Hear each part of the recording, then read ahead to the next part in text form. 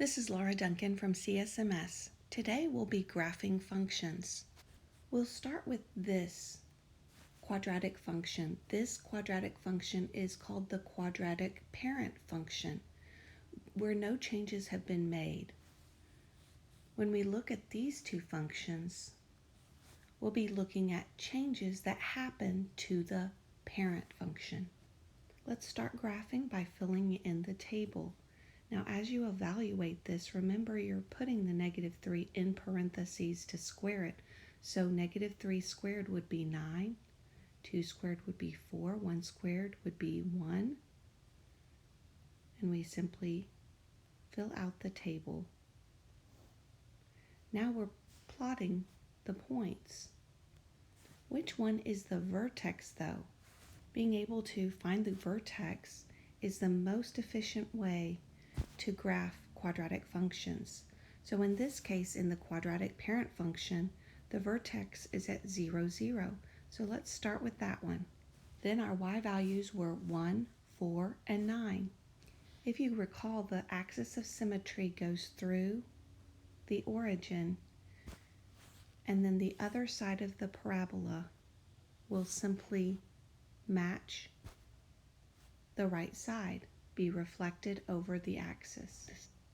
Now simply join your points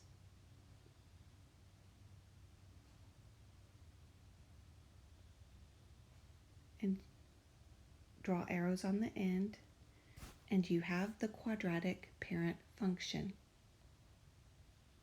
Now on your calculator, you can put these graphs. I'll draw a sketch of them to help us. Now let's make some conclusions about the graph. I want you to notice that the first graph, the red one, the red parabola, is the quadratic parent function. So the question is, how does y equals x squared change? What happened to it? We might describe that change as the parabola stretches or becomes more narrow. So I want you to notice as the coefficients increase by a factor of a whole number, the parabola will stretch or become more narrow, which is really counterintuitive, so keep that in mind. Now please use your calculator to graph these functions and sketch them to the right. Please pause the video here as you do so. Now looking at the parent function, y equals x squared, what has happened when the coefficient is multiplied by a fractional answer? Well, as the fraction becomes smaller, the parabola compresses or gets wider. This is also counterintuitive because as the fraction decreases, the width of the parabola increases. Now let's look at the parent function, y equals x squared, and the opposite of the parent function. Please graph that on your calculator and then sketch it to the right. Pause the video here to do that. So how would we describe this change? Well, we could describe it as a reflection, or we could say that the graph opens down. Now let's look back at all of these. Each one of them is oriented about the origin, which matches the parent function. Now we'll talk about some that don't orient around the origin. Now before graphing on your calculator, we have the parent function. Can you make a prediction based on your knowledge of the absolute value function? What will happen when you have the parent function plus 5? Well, you're right. If you have the parent function plus 5, it is going to shift 5 up. And if you have the parent function minus 5, it will shift 5 down.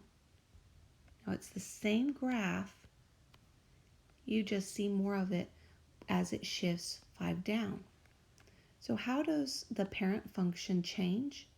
Well, when you add 5, it shifts up, And when you subtract 5, it shifts down.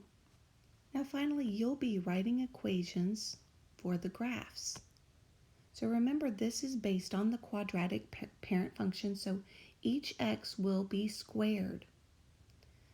When I'm looking at these, I like to think where the parent function would be.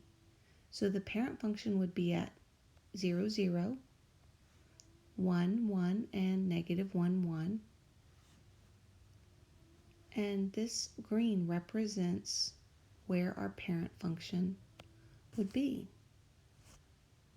So notice that this function given is wider.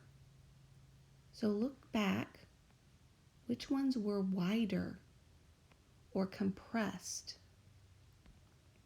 The ones that were wider or compressed had fractional values. So the coefficient in front of the x squared should be a fraction. So I'm going to start with y equals, leave a little space, x squared. Well, what's our fraction? Well, if the parent function is at 1, 1, notice where this function lies. It's at 1, 1/2. So they multiplied the x squared by 1/2, and we have the function y equals 1/2 x squared. Now let's look at the one on the right. First, please think of the parent function. We have 0, 0, and it would be at 1, 1. Notice that this one is more narrow. So if it's more narrow, look back. The narrow ones have a coefficient of a whole number. So let's go back and find that whole number. To find the whole number, look at where x is equal to 1. When x equals 1, what's the y value? It ends up being right here. So when x is equal to 1, we can see the y value is equal to 2. So that would give us the 0.12. So the parent function is 1, 1, but our changed function is 1, 2. That means the coefficient of this function would be 2. So the equation of this graph is y equals 2x squared. Now let's look at the third graph. Notice that unlike the parent function, it is not oriented around the origin. So that means it has shifted down. So how much has it shifted down? It has shifted down 2. So I know at one point I'm going to have minus 2 at the end. Remember, I start with the parent function, y equals, and then I'm going to leave a little space in front of there. Is this function any wider or narrower than the parent function? To test that, look at the vertex. Remember that the parent function goes 1, and then 4, and then 9.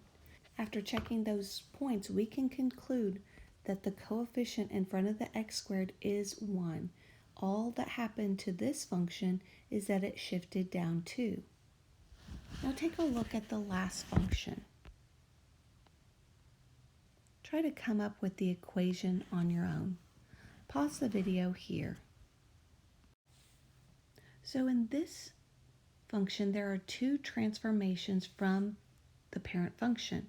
One is that it opens down, hence we have a negative in front of the x squared. The other change is that it shifted up 2 from the origin, and that's why we add 2 to the function. This concludes your lesson.